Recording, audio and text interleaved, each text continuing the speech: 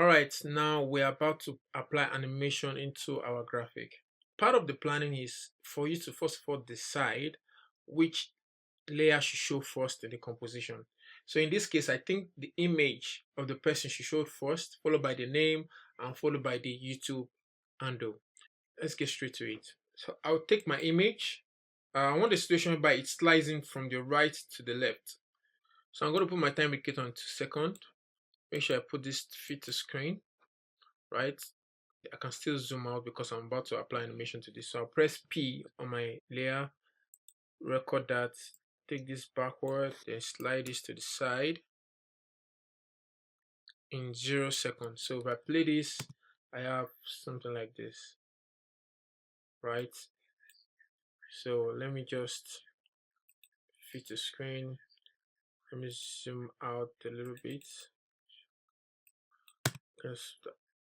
So if I play this, I have this. Of course, the animation is very slow.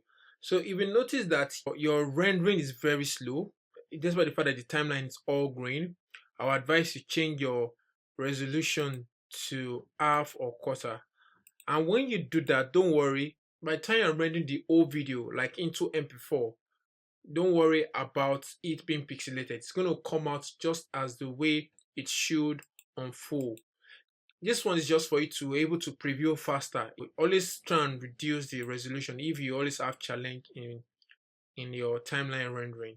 I'm going to change this back to full because my system is capable of rendering this particular composition. So I like this. Of course, apply easy ease.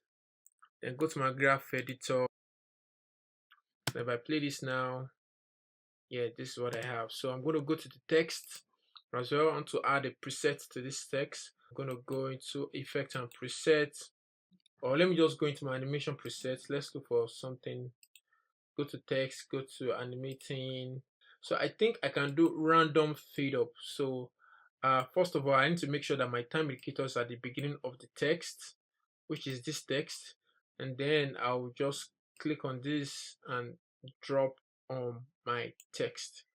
And if I press U, if I click on my layer, press U, you're able to see the keyframe. So I can just, let me zoom in a little bit because I want this to be in exactly 1 second. So I'm just take this here and let me preview this first. Okay, I think this is not looking bad. So let me just highlight this easy ease. Sorry, to look really interesting, and do this, and let me just tweak this just a little bit. So if I play this, I have something like this. All right, and also I would like my shape to animate in from the left. I'll go to my 1 second, press P, record that, take this back, then move this to the side. So most of the time always like to zoom out when I'm applying animation. So that's why I'm zooming out right now. And if I like this, easy ease, guessed it, squash this down. If I play this now, right, we have something like this. And of course my YouTube. So this is where I would like you to pay attention. Now remember, this is a pre-composed layer. So by double click, you get to see the layer itself. But one thing I would also like to do, if I press tab and go back into the main composition here, I would like to mask where this is. I've taught you guys about masking, so let me fit this and then mask. So I want to mask this whole layer. If you can see this, it's taking the whole layer, or whereas the shape is just taking this very small portion. So I'm going to take my shape tool, rectangle tool, making sure I click on my pre-composed layer, not double click, just click once, and then I zoom in into my composition, and then I'll draw my rectangle.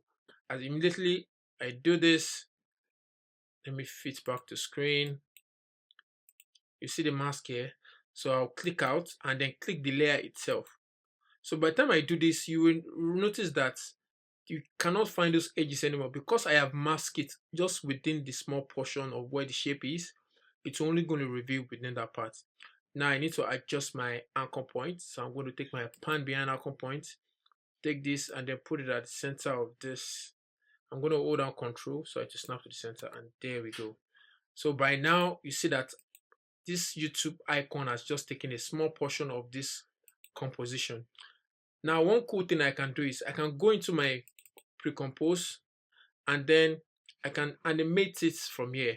So I want this red to come from under, and I want the triangle shape to just scale out. So let me just do that now. So in 1 second, I'll press S on this, set the scale here, take this back, then make this 0, right?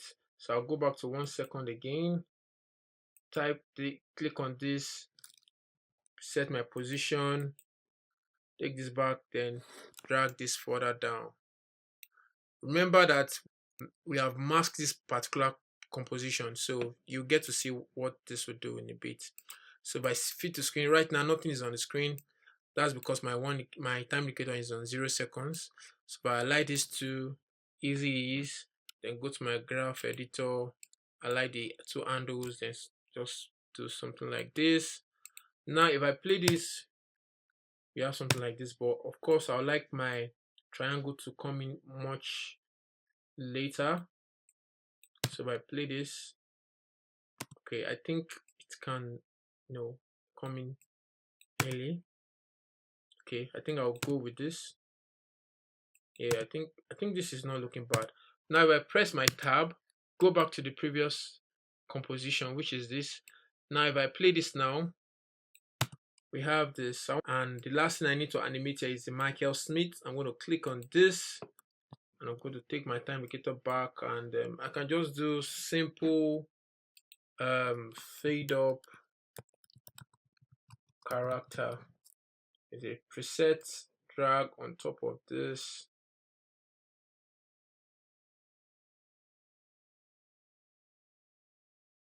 All right, so if I play this now, you can see that we've been able to animate everything. So what I need to do now is to stagger them, right? So first of all, I like to press N to trim my work area to 5 seconds. And like I said, I want the image to come first. So I'm going to take the image. I think it's good where it is. The next thing I want it to come is the name. I'm going to click on the name, then take it back. Maybe it should happen in 1 second. Then the next thing I want it to happen is the line. So let me just drag this to be below this. So this is the name, this is the line. I want the line to start just milliseconds early before this. And of course, this should happen way later, let's say 2 seconds. And the YouTube 2 should happen it should happen just milliseconds before the name. So let me just drag this on top of this, and you can see we have like a step, right? This is the way I like to arrange my layers so that I can easily see everything. So if I take this back and play, see the image, you see this, and there we go, right? In the next video, we'll be talking about rendering your video.